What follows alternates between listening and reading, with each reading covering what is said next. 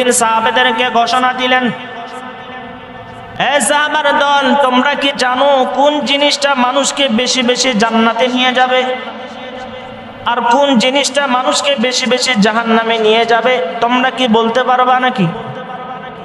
সাহাবারা বললেন, ইয়া রাসূলুল্লাহ, আল্লাহু ওয়া রাসূলুহু আ'লাম।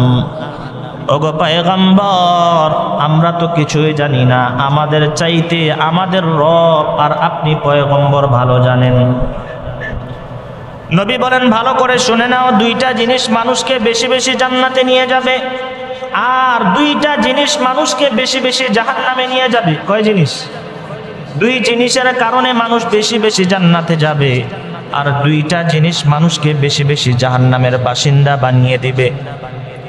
যেই দুইটা জিনিস মানুষকে বেশি বেশি জান্নাতে নিয়ে যাবে, এক নাম্বার হলো তাকওয়াল্লাহ। এক নাম্বার কি? তাকওয়া। এক নাম্বার হলো তাকওয়া।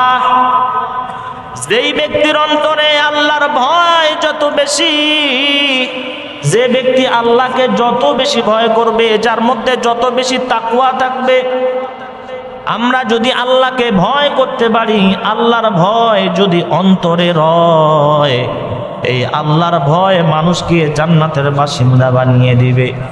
দুই নাম্বার নবী ঘোষণা দেন, যে জিনিসটা মানুষকে বেশি বেশি জান্নাতে নিয়ে যাবে সেটা হলো মানুষের সুন্দর আচরণ। মানুষ মানুষের সাথে যত বেশি সুন্দর আচরণ করবে, দেখা হলে সালাম কালাম করবে, কোনো হিংসা বিদ্বেষ নাই, কোনো ঝগড়াঝাটি নাই, কোনো দ্বন্দ্ব নাই, ফাসাদ নাই, দেখা হলো ভালো মন্দ কথা বললাম, আমার কাজে আমি চলে গেলাম। মানুষের এখন কি আর সময় আছে আরেকজনের সমালোচনা করার? আমার যত কাজ, আমার আখিরাতকে আমাকে সামলাইতে হবে। একজনের হিসাব কেউ দিবে না, দিবে নাকি?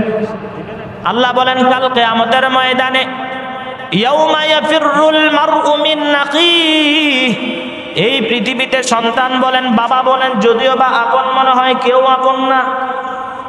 কাল কিয়ামতের ময়দানে আল্লাহ কুরআনুল কারীমে স্পষ্ট বলেন, ইয়াউমা ইয়াফিরুল মারউ মিন আখিহি, মানুষ ভাই থেকে পলায়ন করবে, ওয়া উম্মিহি ওয়া আবিহি, একজন সন্তান মা বাবার থেকে পলায়ন করবে। কেউ কার জন্য একজন আরেকজনের হিসাব দিবে না, আপনার আমলের হিসাব আপনাকে দিতে হবে। সন্তান মা থেকে পলায়ন করবে, সন্তান বাবার থেকে পলায়ন করবে। সন্তানের আমল, সন্তানের কাজ, আপনার আমল আপনাকে আল্লাহর কাছে হিসাব দেওয়া লাগবে।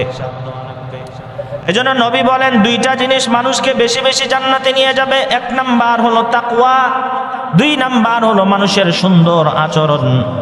এবার সাহাবারা জিজ্ঞাসা করলেন, ইয়া রাসূলুল্লাহ, যেই দুইটা জিনিসের কথা বললেন, দুইটা জিনিস মানুষকে বেশি বেশি জাহান্নামে নিয়ে যাবে, সেটা একটু আমাদেরকে জানায়া দেন।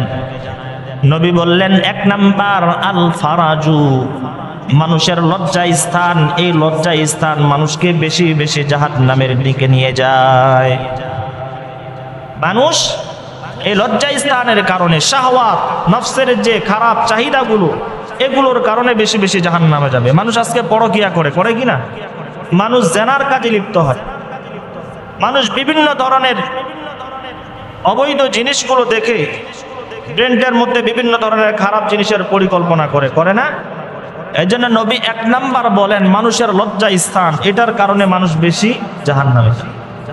নবী দুই নাম্বার জিনিস ঘোষণা করেন আল ফামু, দুই নাম্বার জিনিস যেটা মানুষকে জাহান্নামের দিকে নিয়ে যাবে সেটা হলো মানুষের জবান। দুই নাম্বার জিনিসটা কি? মানুষের জবান, মানুষের মুখ। মুখ, এই মানুষের জবান মানুষকে বেশি বেশি জাহান্নামে নিয়ে যাবে। কারণ একটু যদি গভীরভাবে লক্ষ্য করেন, এই জবান দিয়ে প্রতিদিন প্রতিনিয়ত কত মিথ্যা কথা বলি, এই জবান দিয়ে কত মানুষকে গালি দেই, এই জবান দিয়ে কত মানুষের সমালোচনা করি, এই জবান দিয়ে কত মানুষকে মিথ্যা অপবাদ দেই, দেখি না?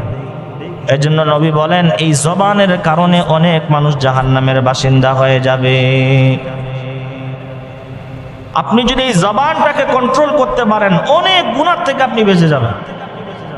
এজন্য নবীজির একজন সাহাবী উকবা ইবনে আমির রাদিয়াল্লাহু তাআলা আনহু নবীজির কাছে আসলেন। আসার পর নবীজিকে পরামর্শ চাইলেন নবীজির কাছে। আমরা সকলেই চাই দুনিয়ার বিপদ আপদ থেকে মুক্তি পেতে, আমরা সকলেই চাই দুনিয়া আখিরাত উভয় জাহানের সফলতা পেতে, চাই না? আমরা সকলেই চাই দুনিয়া আখিরাত উভয় জাহানে যেন আমরা কি হতে পারি, সফল হতে পারি। সাহাবাদের মাইন্ডসেটটাও এমন ছিল, তাদের চিন্তা ফিকিরও এমন ছিল, তারা সফলতা চাইতেন।